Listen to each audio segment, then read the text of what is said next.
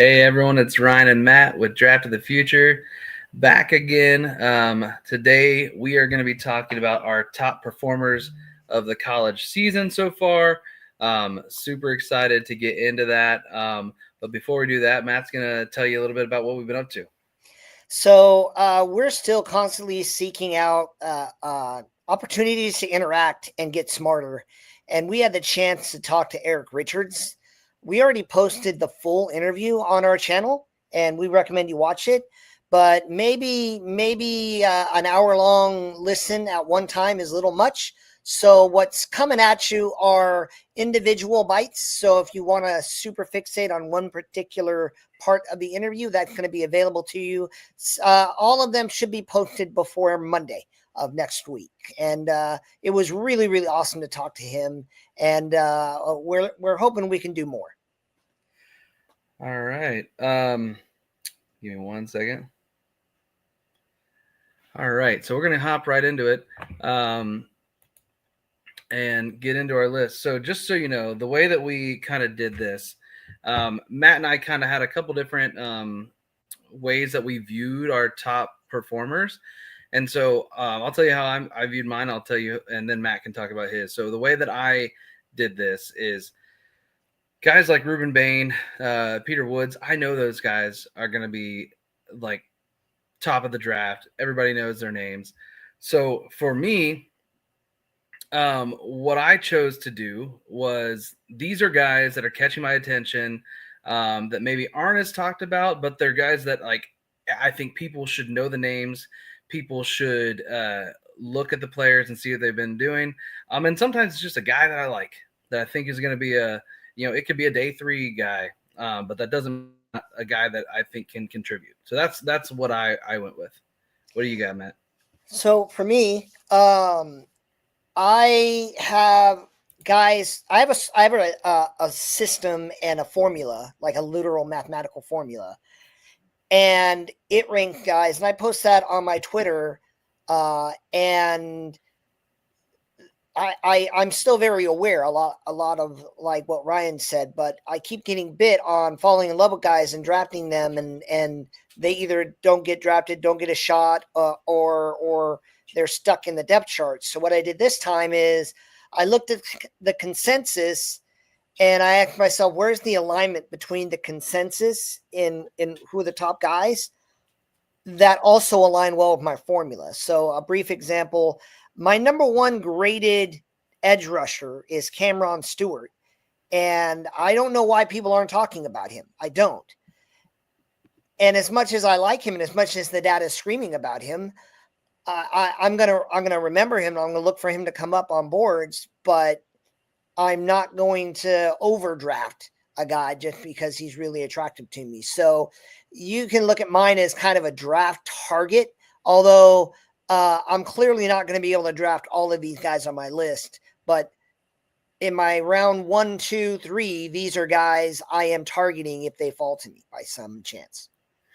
All right, cool. So we're just gonna go back and forth and talk about some of our guys here. So I'll kick it right off with uh, Clev Lubin or Lubin.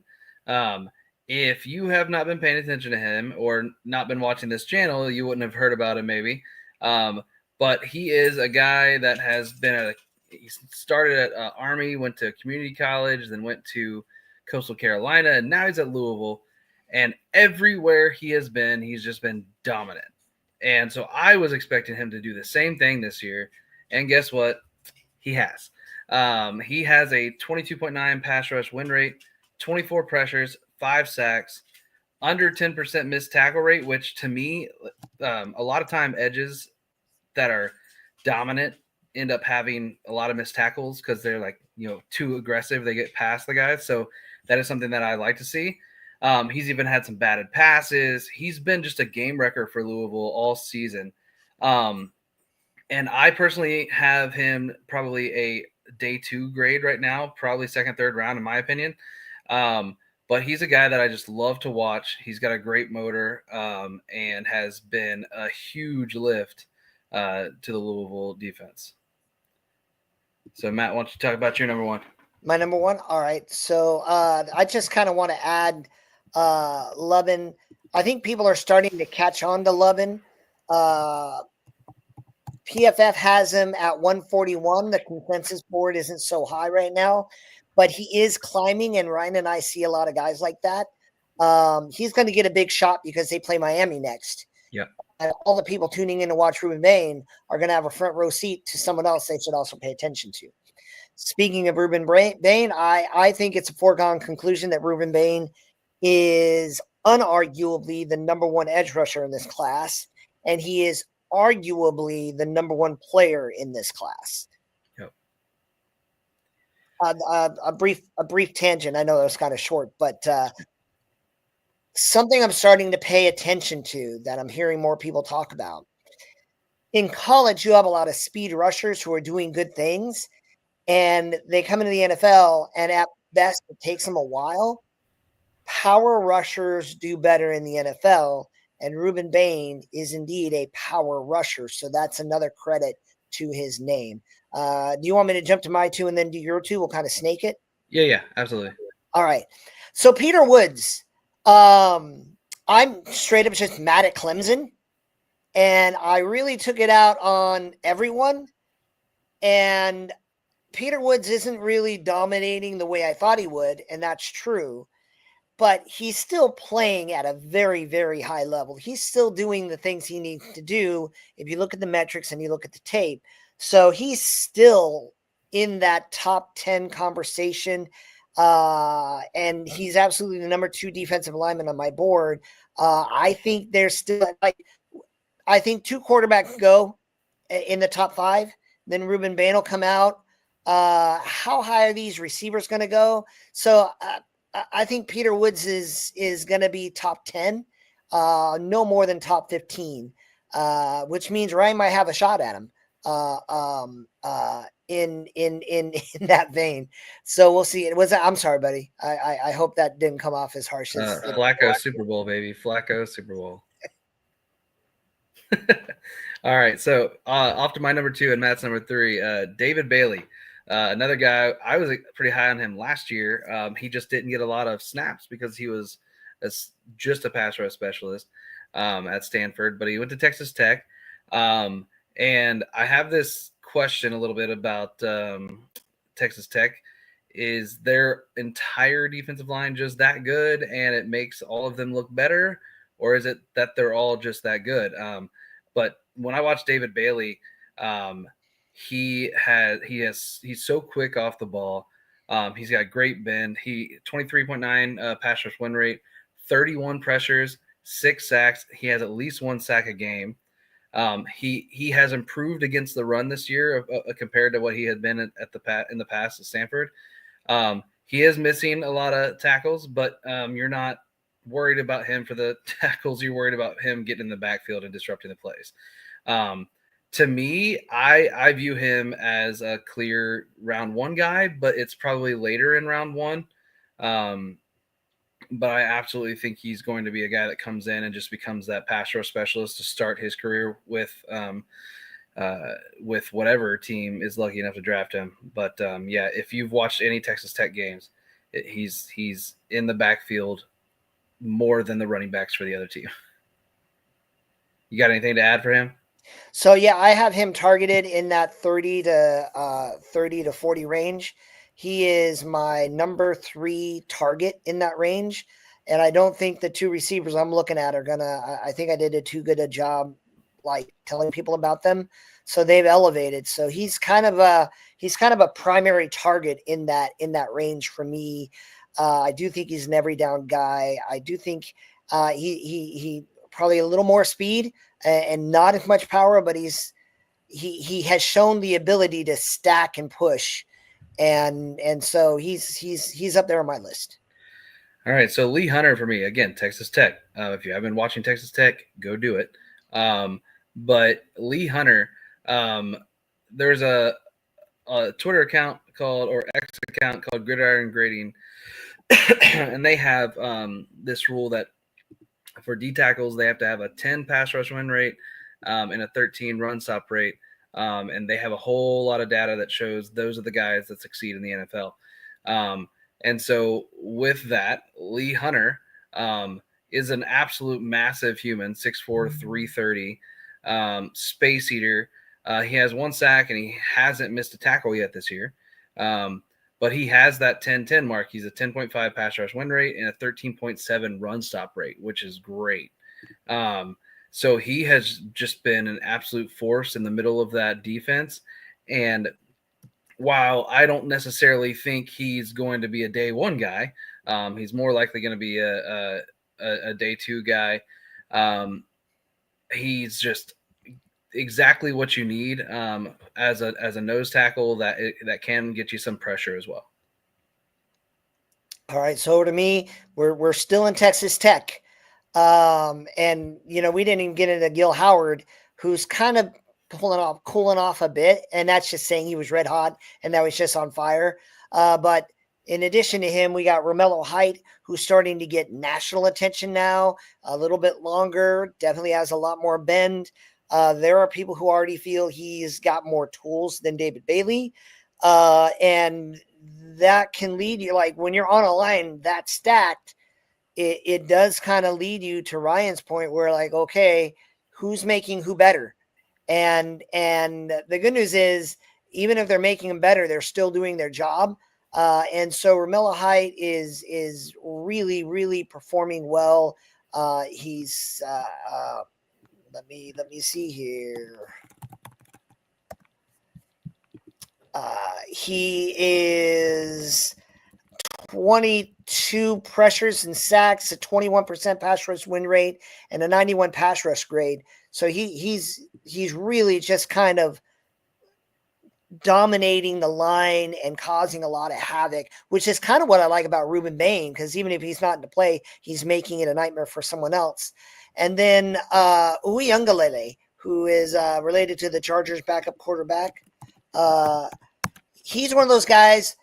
He's not graded as high on my personal metric, but when you look at those consensus first round guys, like he still has 21 pressures and or sacks. He's still got an 83 pass rush grade, a little lower for me on the pass rush win rate at 14.1, but he's long, he's lean, he's got power. So when you're looking at those consensus guys, and I'm sitting there at the bottom of round one, and I need a pass rusher, and he's sitting there, there's value in taking someone, even if his numbers aren't exactly where I would like them to be. Yeah, so to wrap up my guys, so Santana Hopper, going to be completely honest, he is likely a late day 3, maybe even a UDFA guy, but he's just someone that I want people to look at and just get eyes on. He's a transfer from Appalachian State, who was absolutely an animal there. Did nothing but win, get sacks. They move him around a lot on the defensive line, but he is still doing very well.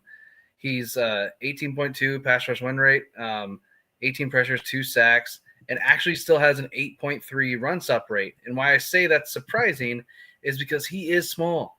He's 6'2". I forget exactly his weight, but it's well under 300. Well under 300. So he's more of half edge, half D tackle. He's not really a 3 tech, not really an edge. But he's just a fun guy to watch. I enjoy him as a player. He's a guy that I think can definitely have an impact on a team. So just wanted to bring people's attention to him. And then the last guy people should probably know, Cade McDonald out of Ohio State. Again, another massive human, 6'3", 326. That 10-10 mark that I was telling you all about, 11.6 run stop rate, 10% on the pass rush win rate. Again, he's a space eater. He's got a couple sacks, so he can get you some pressure, but he's really going to be a force in the run game as well. So I think he is not a first-round grade from a consensus level right now, but I think there's a really good chance that if he continues his play over the rest of the season, he's going to get up there. All right, so let's move into linebackers. Matt, why don't you go ahead and start? So I'm going to start. Sonny Styles started off cool, but he has soared up my board. He is one of those rare players. If I go over here to my linebacker page, he's one of those rare players where he's not only rated high on the consensus, he's rated the number 2 overall grade on my board. So to me, it's just an easy lock on giving him a first round grade, how highly I think of him in terms of his production, his athleticism, his consensus. All of those boxes are checked. And he's part of an amazing linebacking core, because Ryan's going to talk about Arvell Reese, who's my number 5 guy. Yeah, Arvell Reese, dude doesn't miss tackles, just doesn't.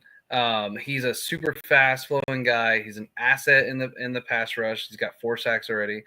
He's been pretty solid in coverage. And honestly, one of the things that I look at other than like metrics for my linebackers is when I watch tape, is that guy always near the ball? Like that's where I want my linebackers always to be around the ball. We talked about Gideon Lamprey, see ball, get ball. Like that's what I want the guys to do. And that's him every single play. And so I think he's, going to be a dominant player at the next level. He's probably worked himself into the first round for sure. Especially, a lot of the big guys like Dane Brugler and stuff are talking about that as well. Do you have anything on him before I move on to Jacob Rodriguez? No. But Rodriguez is another guy who is also starting to garner national attention. So hit him up. Yeah. So Jacob Rodriguez, he's not necessarily the fastest, but he's athletic enough to make him very strong in coverage so far this year. His instincts are really good, which is why I think he's doing what he's done. If I remember correctly, he's played like an insane number of positions throughout his football career. Like back in high school, I believe he was like a quarterback. I think he's been on the offense side of the ball. So he's been all over the place, but he's got a couple interceptions and a forced fumble. And he's just another guy that's just a playmaker. He grades really, really well. But when you can tell he is the leader of that defense for Texas Tech. He is kind of like the quarterback on the defensive side of the ball. And that's kind of what you want from those middle linebackers. All right. So my next guy, I need to note, Arvell Reese is definitely climbing boards, and I kind of see it, and I'm monitoring that. But if you held a gun to my head and say you're going to take a linebacker in round 1, for my money, Sonny Styles is the only no-brainer round 1 guy. Do you have that same feeling like for your draft board and the consensus? I don't know. I think Arvell Reese is up there. I could see Anthony Hill.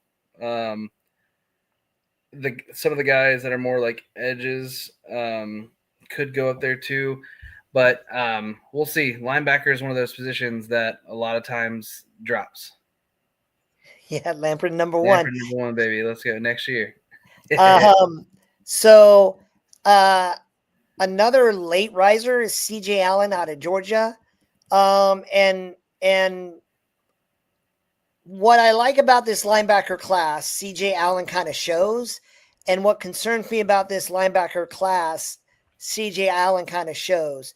So he got a 73.7 pass rush grade, an 88.8 run defense grade, only a 5.6 missed tackle rate, an 83.3 tackle grade.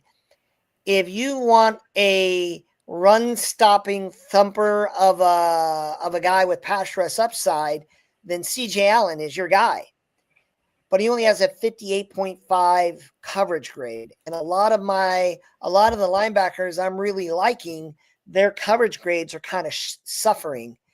And it's not unique to Allen. Comparatively, he's holding up. But it's something I'm starting to monitor and something that I'm starting to consider as I'm evaluating it. You kind of take it the same way with Hill Jr., who came in as the consensus number 1 guy. Not quite as much success rushing the passer or on the run, but he is a little better in coverage, a little better by 10%. So 58 for CJ, 67 for Anthony Hill. And Anthony Hill's a little more reliable as a tackler. So I kind of have those two grouped in the same tier. And the question is, how much does coverage matter to you? But I would have the early round 2, middle round 2 area for Allen and Hill, even though the consensus has them a little bit higher. Okay. So for me, I've got Jake Golday. This is somewhat of a homer pick, I guess, as a Cincy fan. I have him as a round 3 guy right now. I could see him going higher than that. But he is, he started off his college career at Central Arkansas. He's been at Cincinnati for the last 2 years, and he's just gotten better every single year. And for him, he's a really solid athlete. But I think the best thing about him is his just instincts for the game. He's always making the right break on the ball, and so that helps him in his coverage because if there's any lack of speed or perceived lack of speed there, he makes up for it with those instincts. And he really shoots the gaps well on run defense. He's got 14 sacks over his 5 seasons in college football, which is pretty awesome. A guy that I really like watching, and I think a lot more people are noticing him lately. So it'll be interesting to see how high he goes, but I kind of expect him to be like round 3 is like my sweet spot for linebackers. For me, there's a lot of guys that go round 3. But then there's a lot of guys that go in that late day 3 UDFA range that stick around the NFL for a while. And that's where I'm going to talk about my last 2, and then I'll let you talk about Suntarine Perkins. But so if anybody paid attention last year to my X account or Twitter account, I loved Sean Dolak out of Buffalo. And he's on my shadow team and everything. And so the guy I want to talk about now is Red Murdoch out of Buffalo. He's more of a thumper, 2-down guy, doesn't have the speed or athleticism to be an every down linebacker, but he's a playmaker. He's had a couple sacks, 4 forced fumbles. He's phenomenal against the run, but he's not going to be a guy that you want to throw in coverage necessarily. But, those guys have their place in the league. And so I think he probably is a UDFA, but he's that UDFA that's going to, make a roster and stick around. And then my last one is Mac Harris, who is super undersized. He's 6 foot, 235. He's a converted defensive back. And this is kind of like his breakout year from like a metric standpoint. He hits a lot of marks that I want to see from different grades and production.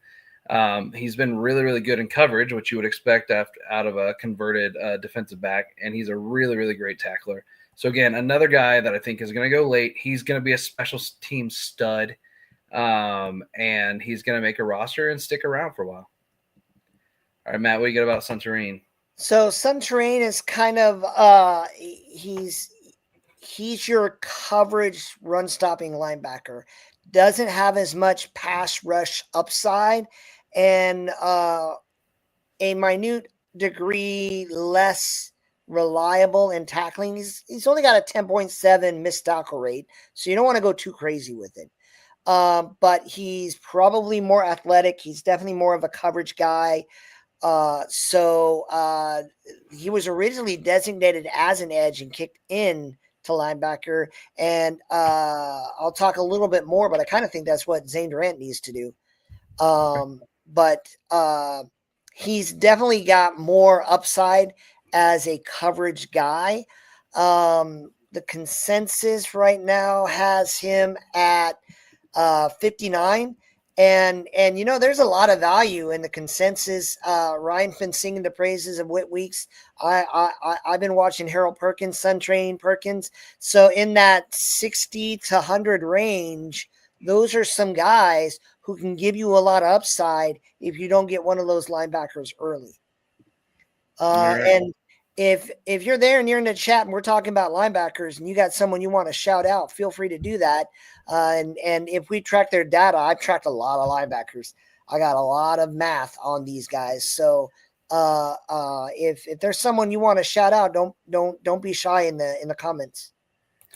All right. So now we're going to get into the defensive back room. This is corners and safeties. So I'll start off here with Emmanuel McNeil Warren. He is a guy that I was high on last year, and he's performing even better this year. He plays all around the defense. He's played out wide. He's played in the slot. He's played at free safety. He plays mostly in the box, but he's been everywhere on that defense. They use him all over the place. And Toledo is just this school that has a knack of putting out guys that go into the draft and end up performing well. Bengals have Tyson Anderson, a former Toledo safety, who's like an absolute star special teamer in the league. But I think Emmanuel McNeil Warren is going to be much more than just a special teamer in the league. He's great in coverage. He's got great range. He's got good size. And I think he could be that like tight end killer in the league, where he can run with a tight end and he's not too small to where he's going to get dominated by someone with size. So I really like him, and I think I know I've seen a lot more people talking about him lately. So why don't you talk about a guy we both have? So we both have Mansour Delane. Before we talk about Mansour Delane, let's just take a minute, and I want Ryan's thoughts here as well. I am sad that I haven't been able to watch Jermon McCoy. I think the talent's there. I think it's high, but I am terrified. Yeah, there's a lot of LSU on this page, bro. We'll go to the next slide. It'll be better, I promise. But the everything was looking up for the young man, but I am very injury averse. You look at my favorite team, the Niners, and like we need an ambulance on the field ready for my team. And so I am unreasonably afraid of injuries. And I don't know if he's going to get on the field. I don't know if he's going to play. And I would very much like for him to get out there and dominate, show me like, no, I'm good, I'm healthy. But I haven't seen it yet. Where are you on that with him? Yeah, I'm on the wait and see, because like if he gets on the field at the back half of this season and then starts to light it up, and then Tennessee maybe makes the playoff and goes, and he plays well there, then great. I'll start looking at him. But I definitely am a little risk averse when it comes to injuries as well. But I understand the hype around him, but I want to see him actually be back on the field. So we wanted to give him a shout out because we're not blind. And while I acknowledge like these are guys I target, I just wanted to put that out there. But Mansour Delane is a living example of what Ryan and I scream about. Max out your eligibility. The only reason you come out is if you have a top 15 grade. You can't really go much higher. If someone comes to you, even these quarterbacks, and like Ryan and I would tell you, your quarterback, max out your eligibility. I don't care what they tell you. But if you get a top 15 grade, that's fine. Mansour Delane did not get a very favorable grade last year. He came back, and he is clearly in the first round conversation. He has been dominant from game one. He's beating SEC teams, even in rough games. He's still showing what he's capable of. He's got 168 coverage snaps and only 20 targets. So whatever receiver you put on his side of the field, you're basically just taking out of the play in your scheme. And similarly to him is a young man who showed up. So when I'm scouting and when I'm looking around, I have these metrics that I'm really, really laser focused on. And Colton Hood, I've been singing his praises for forever. I might be his uncle's third favorite commentator right now. And God bless you, sir. And I'm really, really high on Colton Hood because he's got a 76 plus man coverage grade and a 70 plus zone coverage grade, 194 coverage snaps, and only 19 targets. He is a lockdown corner. And if I'm at pick 30, where the Niners are currently projected to be, look, I need Carnell Tate, I need Makai Lemon, but if they're off the board and that linebacker's not, Sonny Styles isn't there, I might take Hood before Styles. He's definitely one of my primary targets in that 30 to 40 range. I don't, when it's all said and done, I don't think he'll be there. Yeah. So I've got Antoine Peak Jr. out of Cincy. One of the notes I put here is the punch the ball out pro. The guy has like mastered the ability to just punch the crap out of the ball when he comes in for a tackle. He's equal in the box and at free safety. Doesn't miss tackles. And he's really taken off this year in terms of his coverage. I honestly doubt he comes out, but I want people to pay attention to him. Since he uses a lot of defensive backs, so he's not getting like full-time starter snaps, but he's in there a lot. And PFF actually has him as, I think, the third highest graded safety right now. And I'm going to skip over Mansour Delane and talk about a guy with nearly identical stats and similar size, which is Chris Johnson from San Diego State. He is so good in coverage. He does not give a lot of separation. He's super, super sticky on the wide receivers. And to the point where he actually has the same he's holding QBs to the same passer rating that Mansour Delane is, which is a 22.3, which is absurd. And he's just so good. He's really, really fluid, great speed, loose hips. His one thing is he's not necessarily the strongest guy. His play strength might be an issue. But, he's great in man or zone. He's only missed one tackle all season. He's a great tackler in space. He is a guy that I think people are going to continue to talk about as he goes. He's in his fourth year. I can't remember. I'm not sure if he redshirted his first year or not, but he only had 72 snaps his first year. But he is on pace to have one of the better seasons in college football. So I agree that Genesis Smith is an amazing name. I would want to draft him just for that reason. And so I just wanted to shout that out. Like, you can't go wrong with the beginning.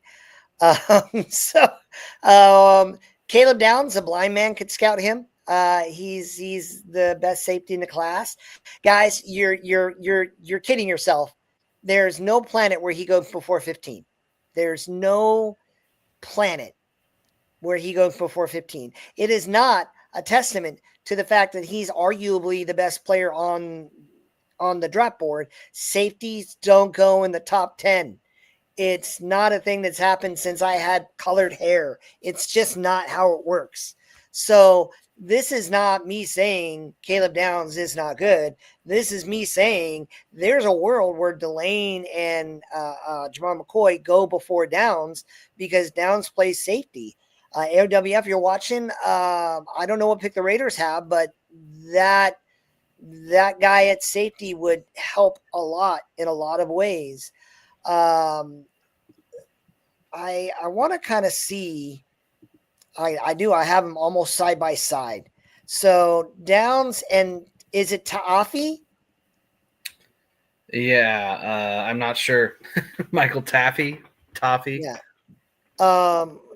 dominati, whatever he is great. Um, he's got an 80.6 man coverage and 91.5 run defense grade. He's easily my safety number 2. And he doesn't miss tackles. He doesn't. He makes a lot of bad defenses look good. He makes a lot of bad defensive plays, and he's currently in that consensus 120 range. And so if I could sneak him in at the top of round 3, I would be very happy to come out of this draft with I'm pretty sure really that quarterback question, we're saving that for later. Yeah. But Taffy is a guy I want to come out of this draft with. In my dream of dreams, I get Hood and Taffy, and I already have Ransom, so I'd have a little more faith, a little less shame if I came out of this draft and they came out and they balled out. Yeah. So my last guy, Genesis Smith. Yeah, so he is out of Arizona. He is like the energy guy for the team. You can see him on the sidelines. You can see him talking in the defensive huddle as well. He's just an absolute energy guy. He's got really great range as a safety, and he always seems to make the clutch plays. And what I mean by that is there's going to be times where he makes a bad play, or he'll get beat. He'll make the wrong read. But when it counts, he just always seems to be the guy that makes the play. He leads the team in pass breakups, has a pick. And I'm big about off the field stuff as well. And he is a Jason Witten Collegiate Man of the Year watch list guy as well. Has his own foundation where he kind of honors his grandmother. And I really like seeing that type of stuff. So he's just a guy that I wanted people to hear the name and keep an eye on him. I'm not sure that he'll come out this year. I think he has eligibility left, but he's definitely a guy that I'm interested in watching. And you got one more. So I do. I got Damari Brown, and he's not even on PFF's board, and the consensus has him at 479. They're wrong. They are wrong. Just like I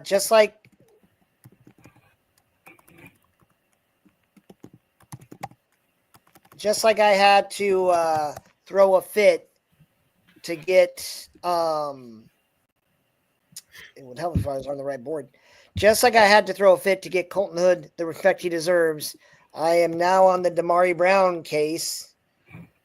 He's 6'2", 195. He has 76 coverage snaps, 5 attempts, 91.5 man grade. Not as impressive in zone, but is 65.4. That is an average score. That's a reasonably solid score.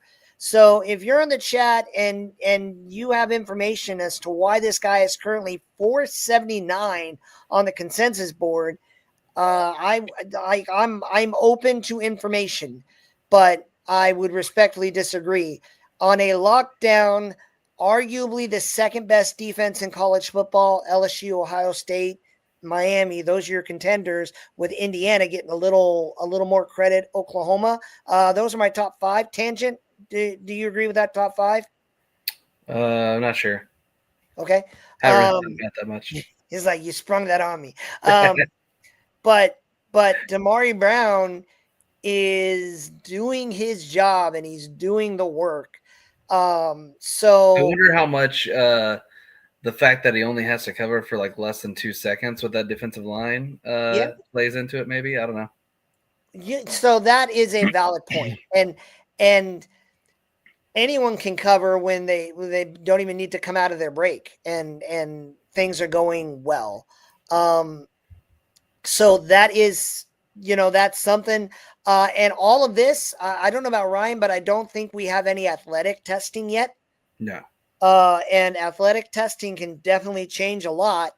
Who was the guy? I was in love with him until he ran that 40, not the receiver from Miami, the corner.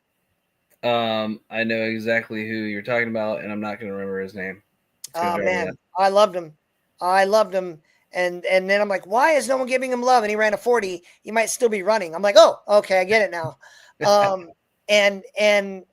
So the production's all there. I don't necessarily know about the testing numbers. Maybe that's why, but if I'm in the 7th round, because I've been doing a lot of mock drafts for our shadow team, if I'm there in the 7th and he's not taken, I might draft him just to lock him down, and then I don't need to worry about a UDFA battle in that sense. Now, I mean, you draft a guy in the 7th round, he might not make the team either, but I am hopeful that the same thing that happened with Hood is going to happen with Damari Brown. And I hope he starts getting at least recognition for playing well, even if I'm wrong about his value as a prospect. It was O'Donnell Fortune. Yeah. And I'm sorry, O'Donnell Fortune, if you're watching. I wish the best for you. And his 40 time wasn't like that hyperbolically bad, to be fair to him. It's faster than mine. But yeah, it's definitely faster than mine. But comparatively, the NFL is very brutal with their 40 time machete, and they will hack you out of their draft board if you don't fit in their box. And again, he might be amazing, but if you don't fit their profile, you're just not even going to get a shot. Yeah. All right. So switch sides of the ball here. The big guys up front, the offensive line. I'm going to start by talking about Brian Parker, and then I'll let you talk about a couple guys. Brian Parker II out of Duke. I view him as an absolutely elite offensive lineman. He's the highest graded guy in the FBS. He is super, super strong against the run, and he has the athleticism needed to get downfield and pull. His technique is great. He's got a solid base. The question is going to be, what's his position in the NFL? He's playing right tackle right now, but based off his size and a lot of the experts' projections, I think so far, I could see him moving to guard or even center in the NFL. I believe it wasn't a Duke that had a player do that recently. Was a tackle that went to center. It's a Vikings kid, wasn't it? Huh? The Vikings kid, wasn't it? Maybe. But either way, that's something I could absolutely see happening. But I think he has the technique, and he's going to do a really good job. So he's one of my favorite players. So if you haven't been watching, I've been talking about him all season on my player updates. So he was a guy I scouted this summer. So people came into this draft with the same kind of rose-colored glasses as we all did with quarterbacks. Everybody came into this like, oh, there are going to be so many quarterbacks. Everywhere you look, there's a quarterback. That's not true of either the quarterback position, nor is it true at the moment. We're only halfway through the season. Yes, more on that in a minute, AOWF. All of Iowa. Remember you said that. I have 2 first-round tackle grades. It's Maui Goa and Spencer Fano, and they're low first-round grades. The potential is there. The athleticism is there. The measurables are there. But they're just not performing to the level we thought they would perform. I'm supposed to be talking about Maui Goa is doing his job, but he's a right tackle. And so they kind of fall lower to begin with. But Maui Goa should definitely go in the first round. I would be very, if there's some planet where Lemon and Tate and Styles and Maui Goa and Hood are all sitting there, I have the best kind of dilemma on the planet. But if any of them are going to fall, it's going to be Maui Goa and Sonny Styles, because their positional value is going to push them down on the board. But it's my opinion, Maui Goa is the best performing tackle in college football right now. even if he is a little more limited. He's not really the people mover you want in the run game. And that's kind of the knock. Spencer Fano is doing all the things you want a guy to do, and he'd be someone that I'd take a chance on in the first round. And look, there are a lot of 6'7", 330, 6'7", 330 athleticism. They just haven't quite come out of this funk that everyone's been in. And maybe this next couple weeks in college football changes everything. But that's where I'm at. So I got 2 tackles in round 1. Ryan, agree, disagree, over, under? I think you're probably right. Yeah. So so Caleb Tiernan, he's probably a day 2 guy for me. He is out of Northwestern. He's their left tackle. He's an absolutely huge human. He's 6'7", 325. He does struggle a little bit against the the power rushers in the run. But he has surprising athleticism on tape for his size, and he handles speed rushers pretty well. And I put a note here, violent hands. And, that's what I want in my offensive lineman. So I really like him. And then, yes, as we talked about, all of Iowa. I was trying to I wanted to put an Iowa player on here, and then I was like, you know what? I'm just going to put them all. So their left tackle Trevor Locke, I don't believe is eligible this year. He's still got at least another year. Their right tackle Jennings Dunker, Bo Stevens, their left guard, is an unreal pass blocker. Logan Jones, their center, is one of the better centers in college football. And then Cade Piper, the right guard, he's pretty light, but he's super powerful. And their offensive line, typically you need to have all of the players at least playing solid. If you have one player that is really bad, they can pull down the whole line. As a Bengals fan, trust me, I know. And their entire team just does a lot of stuff really well. And the communication that line has, it's just unreal. It's great to see. So I think they're every one of those guys I think is going to be playing on Sundays. I talked to Ryan off channel, and I leaned back and I said, if I can find a way to just literally draft the entirety of Iowa's line, I would call that a draft win. I would be okay with that. I think that center is the cream of that crop. I wasn't aware of the undersized Piper because I'm really, really high on Piper.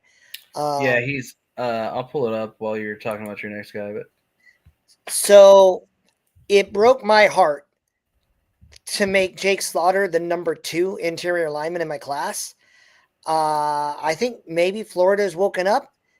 More on that in a little bit. Like one of the tangents, I told Ryan I'm going to keep bringing this up, but I think Florida's kind of come out of whatever funk they're in, but I have to give credit, as awful as Penn State is playing,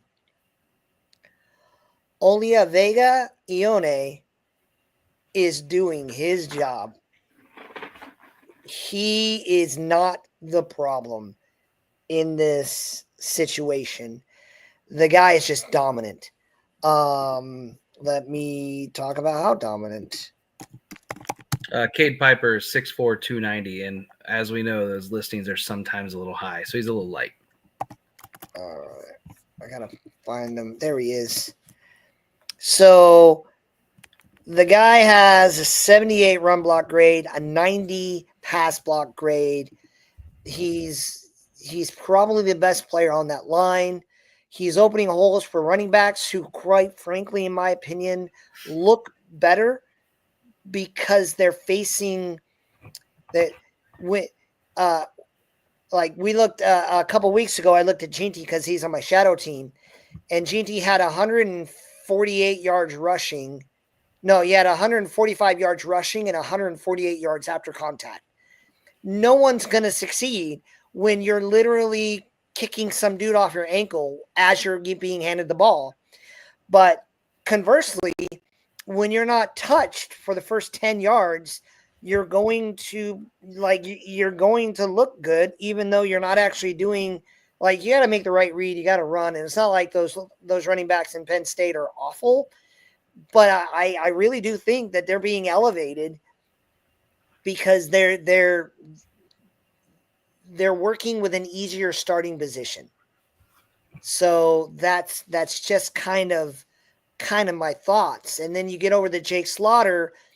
I think Ryan's a Connor Lew guy, and I am not. I don't see it. But every time I watch Jake Slaughter, I want him on my shadow team more. I think he might have been the best center last year, and he's still far and away the best center this year. And I get it. Florida is underperforming, but just like with Clemson, and you look at the record and you think, what's wrong with Peter Woods? What's wrong with TJ Parker? And the answer is, well, yeah, they have a lot of problems, but those aren't them.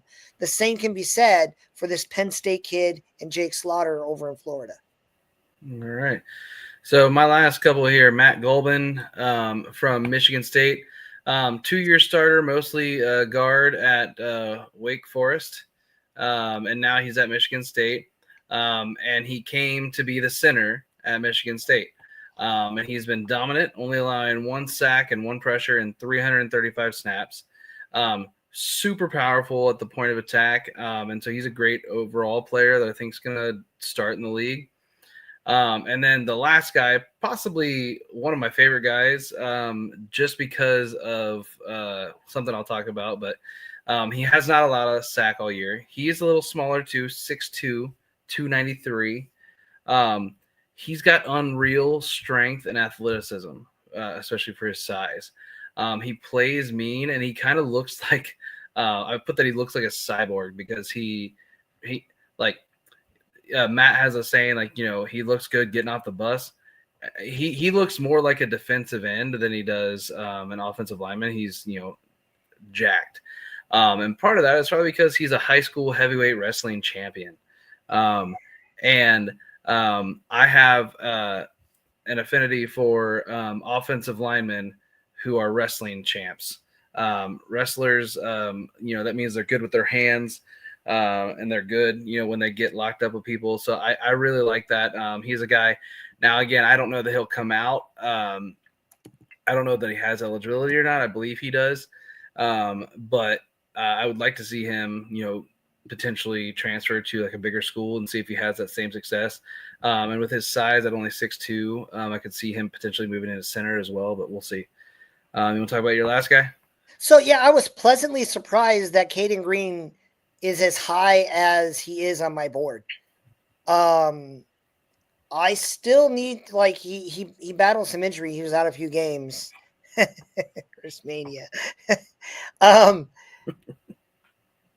I still need to see him, and they're going to have their chance.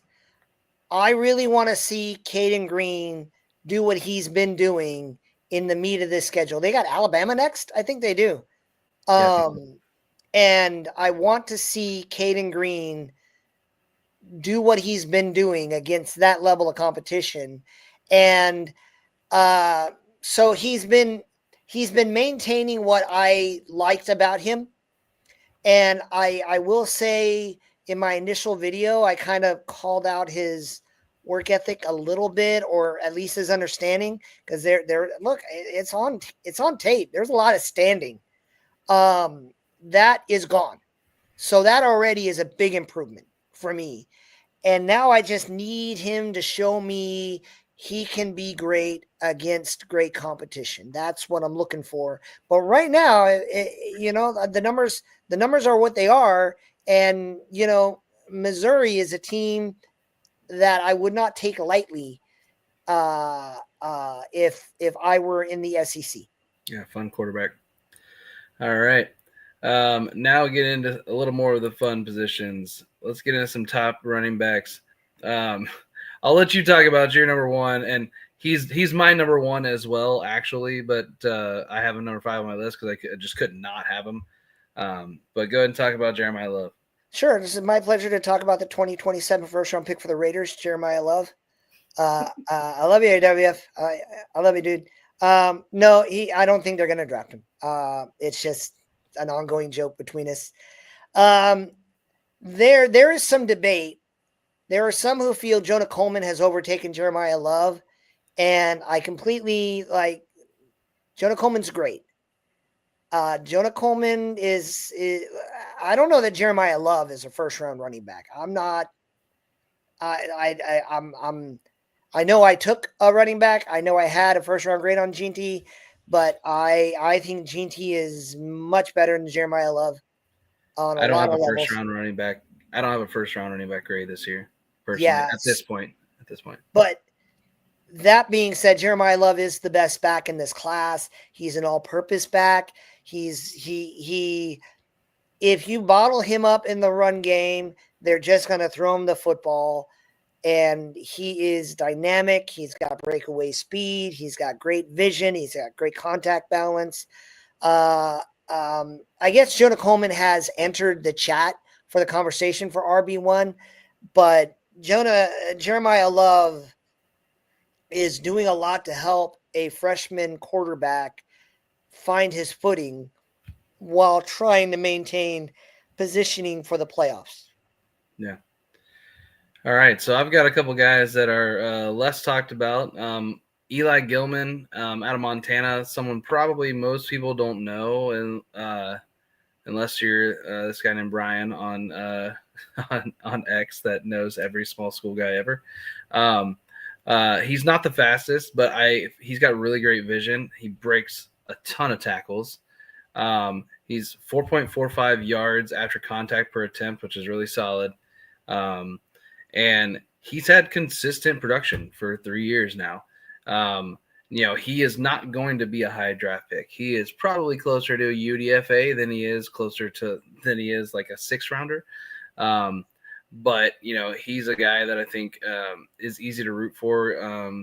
And he has done a lot of stuff with off the field things like charity, different things like that. So he's easy to root for. So I just wanted people to get his name because he's been consistent. He's been putting up numbers consistently. And it's not like Montana plays all scrubs either. So then the next one is a big play, splashy guy that people have been talking about, Hollywood Smothers. What a fun name too. But he is a big play guy that seems to just bounce off of defenders. Like I watching his tape, he's like a ping pong ball or he's just bouncing off of every single guy. And it's kind of wild. He's also good as a receiver. Very shifty, but he also gets up the field quick. He doesn't play around a ton. I honestly doubt he comes out this year. If I'm being completely honest, I know he has more eligibility, so I wouldn't be surprised to see him go back.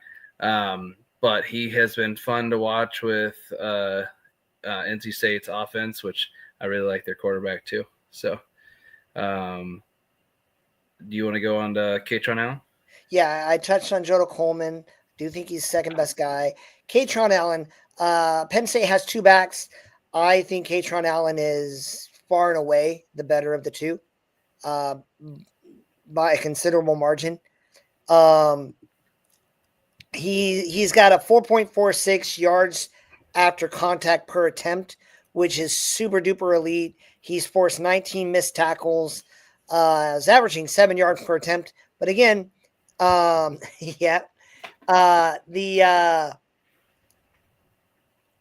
question on him is how when you average like 4 yards before contact, how hard is it to fall forward for another 3 yards? That's not really his. You can't really blame him for that, but it kind of skews. Ryan, do you know that? What is the other Penn State guy's name? Singleton, I believe. Singleton, yes.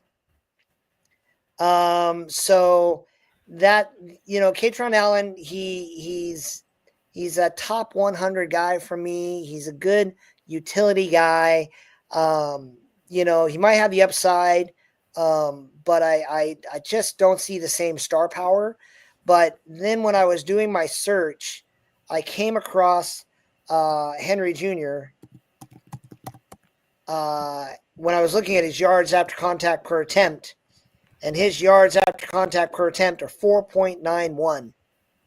17 missed tackles, 8.2 yards per carry. He's 5'9", 205. Needs to put on some weight. Needs to put on some muscle. Running backs. If you're a running back, you need to get to 215. Like you got to get there. But it sounds like a transformer. Sorry, I'm loving this chat. Robert Henry Jr. is a guy I would, if I'm sitting there and I don't know what else to do, and I'm in that 100 to 120 range, I would be very happy with Robert Henry. Get him in there, good utility guy. I think there's a ton of upside there, even though he needs to put on some weight. And my last guy, Jadarian Price, is disrespected in the running back community. He is at worst. And Justice Haynes, I keep telling people to like get his name out your mouth because I want him to fall. I need him to fall in the board. There's a reason I'm not talking about him. But in addition to that, Jadarian Price is at worst the fifth best running back in this class. At worst. And I just don't understand why he has arguably similar production. He's undersized. He is 203, but he only needs to hit the weight room a little bit, but he's got a 3.81 yards after contact per attempt, 14 missed tackles, 7.4 yards per carry. If Jeremiah Love was not in Notre Dame, Jadarian Price would be in a first-round conversation, and I don't understand why he's not getting more love just because he has the unfortunate thing. Like when it was Ohio State last year, it was like, which one goes first? Now they're like, oh, yeah, there's that other guy too. And he doesn't like Price does not deserve that treatment. Yeah, I like him as well. But yeah, so you alluded to Justice Haynes, and this pains me because I hate the team up north. But Justice Haynes out of Michigan, highly recruited guy out of Alabama. He's literally had at least 100 yards in every single game. He's over 4 yards per contact after 4 yards per attempt after contact.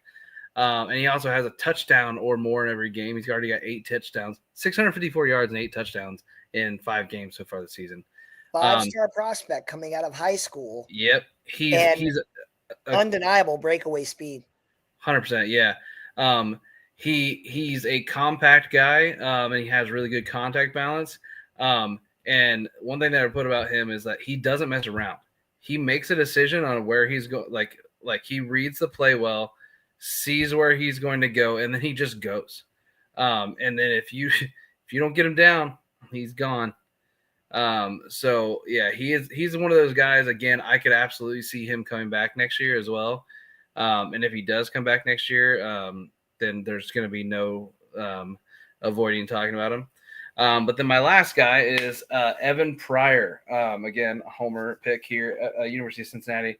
Also, he started out at Ohio State. He isn't, as someone who watches UC a ton, I get incredibly angry when I don't see him on the field. He does not get used nearly enough. 9.1 yards per attempt and 5.52 yards per attempt after contact. Super fast and elusive. And he's going to get a lot of yards every time he touches the ball. He's such a weapon. He played great in the win against Iowa State this past weekend. Love him. Think he's probably gonna return. But Evan Pryor is a guy that I think he's one of those guys that I think goes to the league and then breaks out because he just wasn't utilized. But all right, so now we're gonna go into our pass catchers here, so I'll talk about Chris Brazzell first, which is another guy that you have as well. I think that's how you say it, Chris Brazzell the second. Big body, red zone weapon. He's like 6'5", 200, so a little bit lean in the frame. But he's got strong, consistent hands. He's not necessarily the fastest guy, but his movement is really, really good for his size. And he runs pretty solid routes. He's T. Higgins. That's the comparable size wise. I think he's going to be one of those guys that people question because of his speed. But he's just such a mismatch in the red zone. You have anything to add on him before I go? Oh, that's the first I've heard about speed concerns for him. I mean, the guy pulled away against A&M, so I'm good. Like if you pull away against A&M, then I whatever your 40 time is, maybe he doesn't test well, but I think it's the acceleration probably corners. Yeah. So they play Alabama too, don't they? I'm not sure. I haven't seen it. I'm not sure what their schedule is. No, it's Georgia. He pulled away from. They haven't played A&M yet, have they? But definitely Georgia. And if you're pulling away from SEC talent, then I'm okay. I don't. It's not the same. You can hide slowness in other conferences, but you can't do it in the SEC. All right.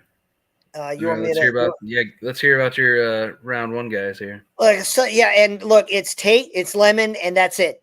There are a lot of people high on Boston. I looked, and I love Jordan Tyson. Jordan Tyson is a guy who could go to the Hall of Fame, but he's Anquan Boldin, and Anquan Boldin went in the third round. Like he's Anquan Boldin. He's awesome, but he's just and he's doing amazing things. And his one knock was, he has drops, and he only has one this season so far. So, I'm just talking about those three because those are the conversation. And I want a 40 time on Tyson more than I've ever wanted one. But Carnell Tate is passing everyone. And Makai Lemon is pulling away from everyone. If you get the ball to these guys, and particularly with Tate, he's 50-50 ball, he's going to get it. Running the routes, he's going to get it. Pulling away, he's going to get it. Carnell Tate is open. Find him, throw ball. That's all you need to do. Makai Lemon, a little more of a niche guy. He's definitely a slot. He's number one slot in the area, but if you scheme him up right, you get him in space, he is going to be a yak monster, and he has an innate talent for finding that space. So to me, Lemon and Tate are easy first round guys, and I wouldn't blame people if they said Tyson wasn't, like if they said I was a Tyson hater. I'm a wide receiver hater overall. That is a true statement. I think it is so easy to find them. So that's a factor that I want to be open about. And I'm sorry I talked about three guys, but because they're in that conversation, the big distinction to me is one, like Jordan Tyson catches, he might have like 8 receptions, and 4 of them at minimum are bubble screens that get 6 or 7 yards, but amazing, sure-handed, good body control, possession receivers are second round guys in my book. Yeah. All right. So the only tight end I have on my list here, and I mean, you don't have any. I'm not super high on this tight end class as well. There's a lot of mid-round to late-round guys. But Michael Trigg out of Baylor is an absolute weapon at tight end. And there's a guy on Twitter, Max Toscano, that he's super knowledgeable on tight ends. He and I used to go back and forth about Harold Fannin Jr. last year because he's just Trig might be just a wide receiver that happens to have a big body. He never got playing time at USC or Ole Miss, but he's found a home here at Baylor. His big thing though is he does have an issue with drops and contested catches. He's not great in that, but he blocks relatively well. But he mostly runs out of the slot. He's essentially their slot receiver. And there was this highlight play last week of him catching this ball like by that freaking cone of the thing on the sideline and get while being mauled. But he's one of those guys that I think is going to probably go on day 2, and teams are going to use them as a weapon. But wanted to throw at least one tight end there, and he's probably one of the ones that I have higher. Chris Bell is a guy that continues to rise up boards from Louisville. He's built like a linebacker, honestly, and runs like a cornerback. So he's like thick guy that runs super fast, and he runs hard after he gets the ball. His physicality as a wide receiver is kind of crazy. Like corners don't want to see him coming. If he's got a head of steam, just get out of the way. Believe it or not, I've seen some people compare him to AJ Brown, which I think is a little lofty, in my opinion. But I absolutely think he could be a star player in the NFL. It's the toe drag swag. Yeah. But I love him as a player, and I think he's probably gonna go day 2. He feels like a round 2 guy. Lots of wide receivers go round 2. I could see him being one of those guys that when a run starts to happen on wide receivers, that he goes. You want to talk about your last one, and then I'll talk about my slot guys. Okay. Yeah. So Denzel Boston might just suffer from not having the opportunities to shine because he plays in Washington. He's kind of that Washington elk that, great ball control, great hands, very reliable. And he might climb my board when the athletic testing shows up. He's just not performing to the same level as those other guys. He only has an 80% grade.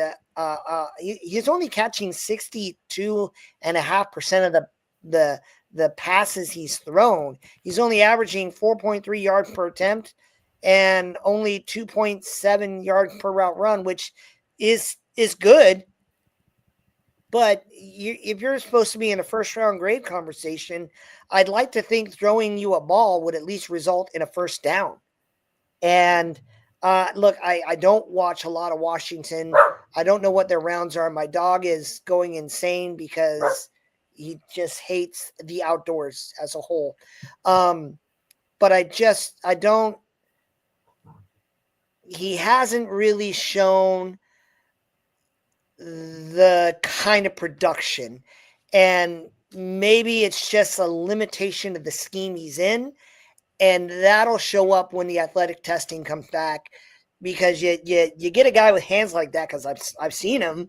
The hands are there. You put him in a Shanahan system, a McVay system, and sometimes you got to look at a prospect and be like, oh, I get it. The kid who transferred to Georgia Tech, I still like him. Eric Rivers. Yeah. The same guy. Like, I don't know why he transferred to Georgia Tech. You're not a run block, which will help in some degrees, but you're not going to get the opportunity to shine the way a wide receiver needs to do that. Yeah. I love your number 5, by the way. I'm going to mute my mic Okay. Yeah. So last couple guys for me on the pass catchers, couple slot guys. Chase Hendricks out of Ohio. He's got more time of eligibility left, but he's a fast, shifty slot. Really solid route running, great hands. He is Parker Navarro's like top target. Loves going to him, and he gets open a ton. Gets a lot of separation. I would like to see him transfer, honestly. If he's going to come back for his last year of eligibility, I'd love to see him transfer to a bigger school and see if he can have that same type of impact at that next level. But then, yeah, Matt talked a little bit, mentioned my last guy here, Omar Cooper Jr. out of Indiana. Everybody talks about Elijah Surratt out of Indiana, which I also do like. But Omar Cooper Jr., he's the yak guy. He's so fast and elusive when he gets the ball. He had this big 75-yard rushing touchdown where the end around for the wide receiver, and he took it to the house. Didn't even look like he was running that fast, but he was. He's a guy that you just want to get the ball in his hands. Like the Niners did that forever with Deebo Samuel. They did that forever with Deebo Samuel, and that's what Omar Cooper Jr. is. You just want to get him more opportunities with the ball in his hand because he's a playmaker. But that's it for the wide receivers and tight ends. And now into what everybody has been waiting for, our quarterbacks. So, Matt, do you want to start with Dante Moore, who is a guy that I am very high on as well? So, if your question is who is performing best at the quarterback position in college football, my answer is arguably Dante Moore. He better be a 2027 guy. He's not going to have 20 starts, and you just need 20 starts. Again, we believe you should maximize your eligibility, which means I wouldn't draft a quarterback this round. But he is playing so well at this level in his first full season as a starter that people are enamored with his talent. And again, what are you going to do if they say you're going to be the first overall pick? Great, but then you're gonna go to a bad team, be put in a bad position with bad players around you, and everyone's going to call you a bust because you were put in a bad situation. Why? Why would you do that to yourself? Dante Moore.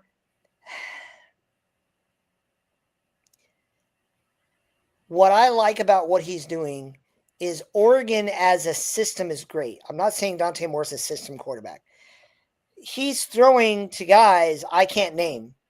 Arguably, his best target is Kenyon Sadiq, and I just don't see the superstar talent everyone else is trying to tell me Kenyon Sadiq is. I don't see it, and he's making that offense look way better than it is. Except for they might have the second best line in football and they have the best running back stable in football, which really makes your life more convenient. That's not his fault, but he's throwing darts, he's dropping dimes, he's reading the coverages, he's throwing with anticipation. Everything you want a guy to do, he's doing. He just needs more reps. Okay. So my first guy here, Cole Payton, out of North Dakota State University. My guy Anthony Russo on X has been on the train with me about Cole Payton. Man, he is so fun to watch. He does a lot of things that Josh Allen did in college, just a great athlete, a great runner. He's actually the highest graded player, quarterback in college football. 74% passer this year, 17.6 big time throw percentage with only a 0.9 turnover worthy plays. He likes to run, so he will hold the ball a little bit long sometimes. He wants to make the plays, but he has still been elite when pressured. One thing that I haven't necessarily found like the support that it translates like to success in the NFL. But I look at what the drop-off is between not pressured and pressured, and there's like none with him. So he's got nearly 400 yards rushing as well already this season. He has been sitting patiently, waiting in the wings to get his start. So he is not going to have a lot of starts when he gets to the NFL. But, man, he might have the highest upside of anyone.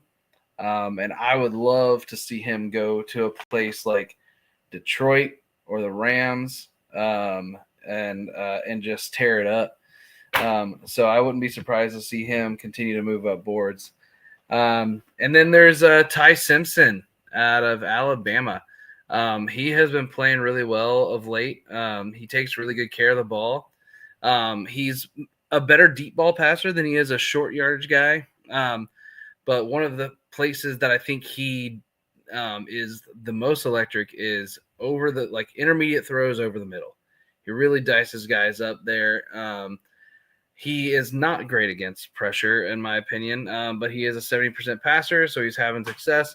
Now, he does have really good weapons and a solid O-line, but he's a guy you have to take a look at him, especially playing against the SEC. And then you want to talk about both of our probably QB1? Oh, yeah. Ty Simpson is getting first-round love. Again, you're not doing yourself any favors. You're not going to get practice reps in the pros. Not what I'm referring to. Fernando Mendoza is QB1, and it's not even close right now. We're halfway through the season, but Fernando Mendoza has done everything you could ask him to do. He has dominated in every way you've asked him to dominate. I've been watching him. He's on my series. I said, hey, the interceptions over the middle need to stop. One interception, and only one. I said his pocket awareness needs to get better. His pressure to sack rate is incredible. He's passed every test. I affirm that this weekend, Oregon and Indiana play. If they lose a close game and he plays well, it's a done deal. He's QB1. And he deserves all the credit for developing and doing what he does. I will note some people have talked about the RPO, the benefits of RPO and the benefits of the speed of the read. I can acknowledge what people see in the difficulty of evaluating a guy who's in a one read throw, but you can't bring that up when Cam Ward went number one. You can't do that. Especially when he's doing it with rhythm and time. I guess the current knock on him is what happens when that first guy isn't there. And I'm like, what do you want? You want Yeah. Would someone in the SEC please cover Elijah Surratt so that we can see if Mendoza can get to a second guy more often? How dare you? How dare you, sir? And the most underrated quarterback in this group is Jaden Mayava. Again, I think he should go back. But he is severely underrated. Everyone's talking about those SC receivers, and they're not throwing it to themselves. The guy is balling out. He's dominating. If we're talking 27, then more Mayava, Manning, Sellers. Now I can get excited about that class. And next year I'll have another 5 guys because that class will be disappointing. That's how college football goes. But those guys would be at the top of my summer scouting list next season. They're just not. They're not going to have the starts you need to adapt to the NFL level. Yeah. So one guy that, again, very well might go back to college and probably should go back to college is Sawyer Robertson. Sawyer Robertson, he's putting up Heisman numbers right now. He's already got over 2,000 yards and 19 touchdowns, which is pretty crazy this quick into the season. He gets the ball out super quick, 2.58 time to throw.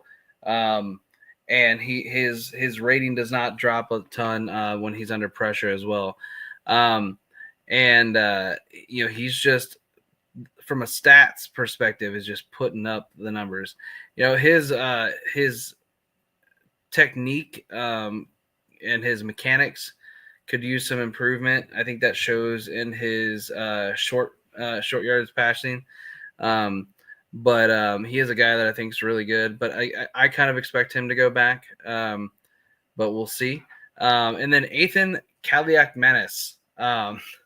He is one of those guys. Listen, I don't necessarily think he is going to be a day one starter in the league, or even maybe ever a long term starter in the league. But I think he's a guy that can come to a team and be a great long term top end backup for a elite NFL team. He's a very, very steady performer. He just seems to do the right things, make the right reads. And his accuracy has greatly improved this year. That was something that was he struggled with a little bit last year, but his accuracy and ball placement has been much improved. He's just doing really well. And his big thing for me is he does take way too many sacks. So I think that's something that he'll definitely need to improve upon. But yeah, he's one of those guys that I think is he has a place. He's late day 3. He's struggling with that 6th, 7th round guy that goes and maybe he could go to the Bengals and replace Jake Browning, who's getting replaced by an AARP member. But yeah, and then quickly on Mendoza, for me, he makes way too many NFL throws to ignore. There's just so many balls that he throws, and I'm just like, wow, like what placement, what timing, the right amount of zip, the right amount of loft, like he just does too much stuff right that I think teams are gonna love him. Sorry, you want to wrap up your 2? I do. I apologize in advance for my puppy and his puppy noises. John Mateer is the only other quarterback I really want to take. And I still don't know that he's going to get a consensus first round thing. If I believe he's really going to go in round 1 and get a chance to start, he's the only other quarterback I think of drafting for my shadow team. And the reports are official. He is trying to play this week against Texas after having hand surgery. Bold move. So if he comes back and plays well, that's going to help his case. If I'm his coach, I'm a little worried. Like, can you protect him from him? Because my greatest fear is he comes back, gets hurt worse, and now he's not doing what he needs to be doing, and that concerns me. But the NFL throws are there. The NFL arm is there, a little shorter, and he's so much Brett Favre. You just have to understand that if you draft this young man, you're going to just have to live in his world and work in that area. He is not like Fernando Mendoza. He could go anywhere and be successful, as far as any quarterback can go anywhere and be successful. I don't know that Mendoza is like, I think the last guy really. Burrow came out after Luck, right? Yeah, I believe so. So Burrow was the last. It doesn't matter. Draft him. You're going to be fine. And before that was Luck. And before that was probably Peyton. I don't even know that I'd say that about Eli. There are only so many quarterbacks where they're that good. Everyone else needs a team. They need a system. They need time to develop those. And those aren't knocks, but there's a difference between generational quarterback and just guys who do well when you put them in the right system with the right pieces. And Mateer absolutely needs to be in the right system. And that's the knock on him. But I would happily take him if Mendoza's off the board. And then we got Carson Beck. I sat down with Ryan and I go, how good does Beck have to play to make you forget last year? And me and Ryan were like, well, it's good there are a lot of other guys. And now all the other guys aren't playing well. And I find myself like, hello, is it me you're looking for? and I'm like, I don't know. Do you have a first round grade? Are you going to go in round 1? Which Carson Beck are you? I am no longer opposed to Carson Beck. I just don't. He's going to have to win a natty. He's going to have to do more than keep the ship moving, which is what he's been doing. And that's not a knock, but I heard one guy like give him credit for slinging it more. And they were talking about the CJ Daniels life-saving catch. Cause that I guess you should, there are times when you got to throw it up, but CJ Daniels is ranked in like the 200s. It's one thing if you're like, no, Jamar's out there somewhere, just get it up there. That's a guy. So I don't want to need Carson Beck, but I have to acknowledge he's played at least well enough for me to consider drafting him if the consensus board lines up and he's balling out the way he's balling out. Have you warmed on him at all?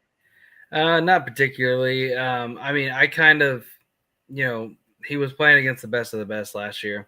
And he looked like he didn't belong. And then I was not very high on Cam Ward, and Carson Beck pops into the same system that Cam Ward got to run, and now he's looking great, or at least better. So I don't know. I'm not saying I won't consider him if the consensus is high, especially in the shadow team world, but I just can't. It's so hard to look past the Georgia tape from last year. So for me, it's Mendoza. Is Mateer gonna go in round one? So Mendoza, Mateer, Bain, and Mateer only if I know he's gonna go, because I thought Sanders was gonna go. Rumor has he's gonna get an opportunity here and there. We'll see how that goes. But in that whole vein, you got Carson Beck. The worst thing would be for him to just dominate the SEC and get stomped in the playoffs, because that would confirm a lot. The narrative, whether you like it, agree with it or not, would be like, see, he can't do it against top guys, and that's why I'm waiting, because that's what I'm expecting. I'm expecting Carson Beck to run into an SEC team in the playoffs and just get thumped. Now, if he gets into the playoffs, and I can't remember their schedule. They only have one more kind of scary team on the schedule. Yeah, isn't it Florida State this weekend? No, they play Florida State. They handled that. Yeah. But they it's not like a huge one. And then the SEC title game. People need to stop sleeping on Maryland and Virginia. But Georgia Tech probably has the inside edge. But he can't answer this question until the playoffs, and no one needs, like, Mendoza can go and get bounced in the playoffs and still be a top 5 pick. Yeah. Carson Beck must go play well in the playoffs. Yeah, they've got Louisville, Stanford, SMU, Syracuse, NC State, Virginia Tech, and Pitt left. So Louisville and Pitt are Louisville is Louisville is going to bring more competition than they're expecting, and they could Louisville and Virginia Tech honestly might be two of their biggest competition, because Virginia Tech's been playing well. And Pitt is a sleeper team. With that new young guy they just threw in there. Yeah. So all right, well, with top performers, there's always got to be those disappointing guys. So that's what we'll get into now. Now, listen, we didn't go and throw 100 guys on here like we did on the top performers, but we've got 5 guys that each of us has been let down by this year. And I'll start with Miller Moss. Just talk about Louisville. Now, again, he hasn't been horrible, but his only really great game, he's put up good number. He's put up a lot of yards out of necessity, but his best game as a passer was against Eastern Kentucky. And then his accuracy hasn't been nearly as good. His arm strength issues has shown up a few times to where he's not getting the zip on the ball that you want to see. The thing that really frustrating with him is his turnover worthy plays is up a ton this year. which in the past, when you and I talked about him, like as far as like 2023, as a guy that we were like, oh, that's a guy we got to pay attention to, because he didn't have turnover worthy plays at all. But now that's something that he's struggling with a good amount, and the big time throws aren't there, and he's taking way too many sacks. So been let down by him a little bit as well. And then I'll talk about the same guy that you're going to talk about first, is Cade Klubnik. What is there to say with Cade Klubnik except for he looked so much better at the end of last season. Like he looked so good towards the end of last season. And you were hoping he was going to build on that. And he went right back to the beginning of 2024 this year and looked the same as he did at the beginning of 2024. And now this last game was great, lit it on fire. Is he going to get to that point again? And everyone's going to be like, look how great he is. Maybe. I don't know.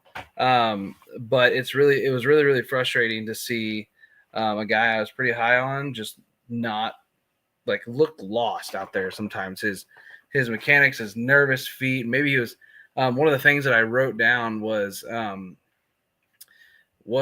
pressure too high for him? I talked about it this week. Like, is the reason that he looked so good this week is because with the amount of losses they have, the pressure's off now. I don't know. So what do you got to say about Cade? So Cade was already fighting battles. He was number one because people couldn't forget how well he excelled. And if he'd have come in and continued to excel, he still had haters. So even if he lights it up the second half of the season, and there is a formula that gets Clemson into the playoffs. It is a very minute formula, but it's there. But I don't know that even if they end up winning the Natty, I don't know that anyone forgets those first 5 games. I just don't know. And it brought up too many questions that I don't think he's going to be able to answer, even in a class that, just to be fair, there's a reason why we got quarterbacks all over the place. Like, this was supposed to be the year. The pundits had us believing they were going to be there. I said 7 quarterbacks going round 1. Other people thought 6 in round 1. It's probably closer to 2, which is, guess what? Somewhere like 2 or 3 NFL average. And sure, sooner or later, there's going to be a class like a couple of years ago. And that class is looking like what it is, but they're far more rare than people want them to be. And it's disappointing because even if, like, I think his worst case scenario is like one of the better reliable backups. Yeah. I really do. And that was always his worst case scenario. But I don't think he's ever going to get a chance to shine the way he would have if he'd have come in and done well. If he drops and we get to round 5, well, the Bengals don't have round 5 anymore, but we get to round 6 and he's there, the Bengals, and you're telling me I can have a guy with his pedigree to back up, that's young, to back up Joe Burrow, who every other year is out for the season. I'm all about it. So there's a lot to like there, but he's disappointing because he was supposed to be a number 1 overall pick guy, and now he's a backup quarterback, and that is a disappointment. But you ask me, the bigger disappointment for my money is Zane Durant. He came in as the consensus number 1 D tackle, and I don't know if he has eligibility or not, but he needs to figure that out. He's just vanished. He's a non-factor in these games. And it hasn't done him any favors. And, the first couple weeks, he was having kind of the same Jekyll and Hyde role. But, I mean, he can't stop the run at all. He's not pressuring the passer at all. he's just not doing anything. And in my effort, like I'm like, no, but the athleticism is there. Like I think he's supposed to be a linebacker. If I were his coach, I'd be like, we need to make you an off-ball linebacker so that you can actually shine the way you are. Like that is a genuine thing, I think. But as a D tackle, and he was always more of an undersized guy, he's just not delivered on the hype. Yeah, he's 6'1", 285, and I believe this is his last year of eligibility. Yeah, it's not looking good for him. Yeah, so a couple guys for me. Mark Gronowski, he is a guy I've been paying attention to him all year. And I scouted him this summer. He was from South Dakota State, moving up to the big game in Iowa, and I thought he was going to change Iowa's offense and be this elite Tim Tebow-like passer / runner. And man, he has been disappointing. Now he has been looking a little bit better lately, but then he got injured, so I don't know what the status is on that right now. But with an offensive line like that, now the offensive line did start off a little shaky this year, and they are now doing really, really well. And since the offensive line has improved, his play has improved. But he's missing wide open guys. Now, granted, Iowa does have an absurd amount of drops. Their weapons don't seem to know how to weapon. So that's been a big letdown. But I'm I was hopeful he was going to break out, and now it's like if he could give some juice to Iowa's passing game, then he would be that great guy. But unfortunately, that's not happening. I kind of blame the system, though. That's what I keep saying that in my videos. I'm like, man, I hate this offense. I want to go find the offensive coordinator and yell at him for making me look bad. I like he's not. I don't know Iowa's record. Let me see here. Not great. Well, yeah, but I mean, he played Indiana. What were you supposed to do there? Yeah. And honestly, he may have beaten Indiana if he hadn't got hurt. They were in that game, and then he got hurt, and their offense couldn't do anything when he got out. I mean, they barely lost to Iowa State, and they were ranked. Mm-hmm. Then they have 2 losses against ranked opponents. I think you're being a little hard on them. I got to be honest. It's probably because I was hyping him up so much. But like I said, it's half the season. There's still time. But I don't think there's time for Drew Aller. That's done. Drew Aller won't be going on day 1. I wouldn't be surprised if he doesn't go on day 2. I wouldn't be surprised if he goes more in the Will Howard range, which is round 5, I believe. That's where backup quarterbacks live. Because man, he has not looked good this year. He hasn't come up big in the biggest moments. He has just made a lot of plays where you're just like, what were you looking at? And Penn State having the losses that they do now, it's the reason he went back is because the NFL didn't give him the grade that he wanted. Otherwise, he would have. If he had a top 15 grade last year, he would have come out. But he didn't, and so he came back. And I don't think it's going to be good. The scouts are going to be now. He is big. He's a big guy with a big arm. So someone's going to take a chance on him at some round. But he's got a long way to go. He's the guy that you take to sit for a while and hope that you can unlock him. I think Drew Aller is unquestionably the most disappointing quarterback in the class. Kay Klubnik already had haters, and when he fell off, people were like, see, I told you. Drew Aller, everyone's like, I don't get it, except for a couple people who deserve their credit if you know who they are, who pointed out things that were just spot on, like he cannot complete passes to receivers who are not facing him.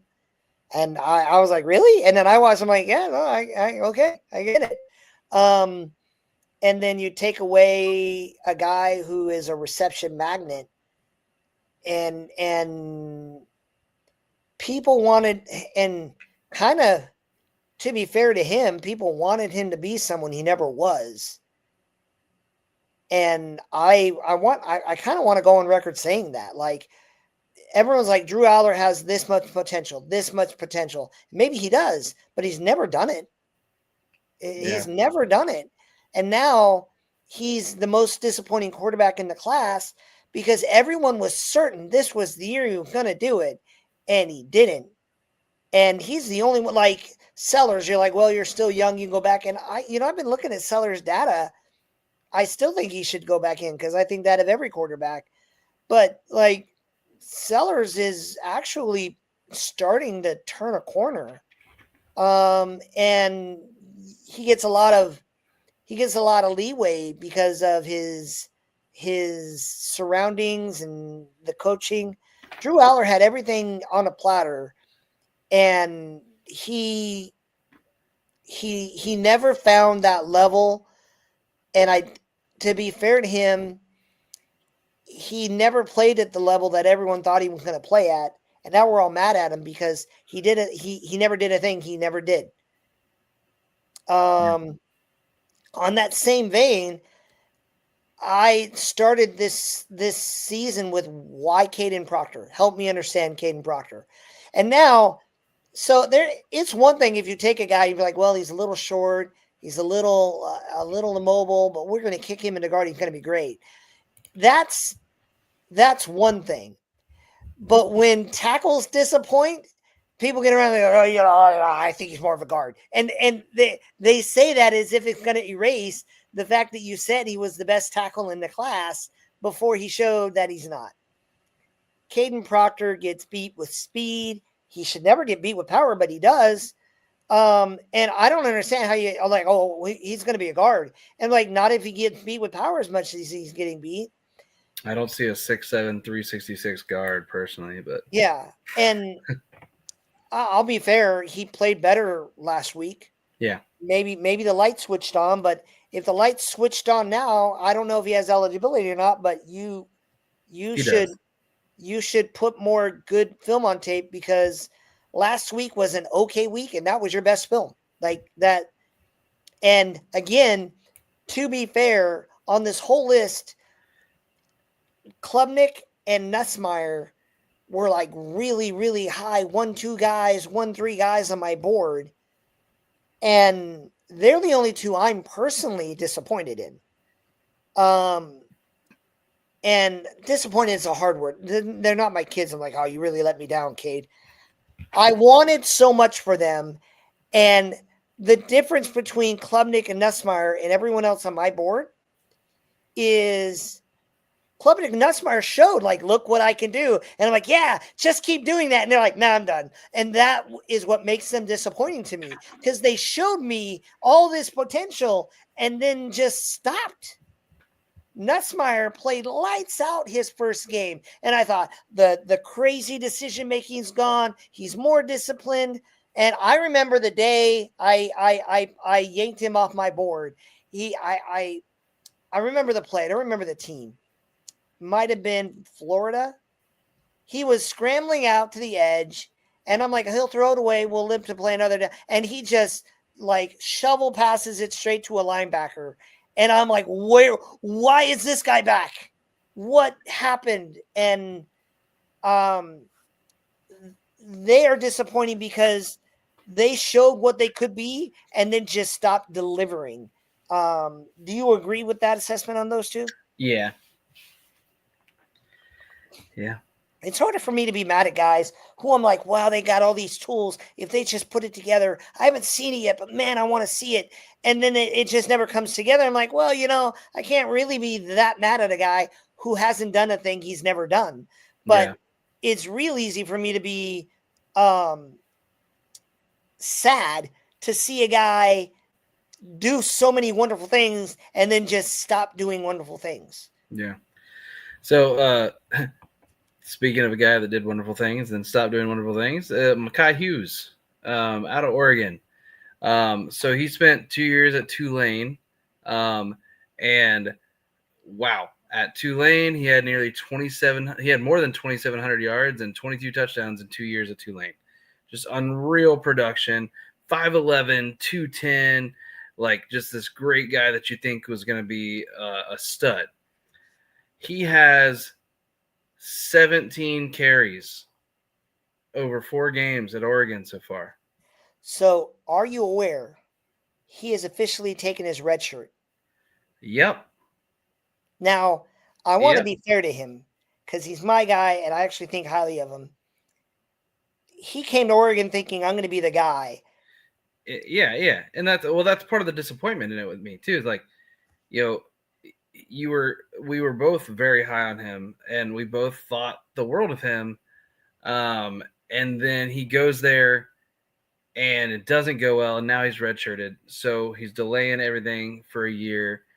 And I'm sure he's going to transfer, hit the portal, and go to a school that might use him better. I don't want him to go back to Tulane. I think that would be like running home with your tail between your legs. I would like to see him go to somewhere where he can still show that he can do it at the higher level. Well, so I've always thought, I do think highly of him. I do think he's a starting NFL running back when he gets a shot. But I don't think he went to Oregon and sucked. I think he went to Oregon and everyone's like, these young guys need time. And then they're like, no, we don't. I mean, he averages 6 yards a carry. And he got beat up by guys who averaged 9 yards a carry. He's just I disagree that he's a disappointment. He just landed on a team that developed way faster than you thought. And he's in a stacked group that developed more quickly than you can anticipate. Now maybe I'm wrong, but even if you don't think he is the disappointment, and it's just how his season turned out is the disappointment. Like that's true. I can say that because I thought he was going to go in there, just tear things up and go to the NFL draft and probably be a day 1, maybe day 2 guy.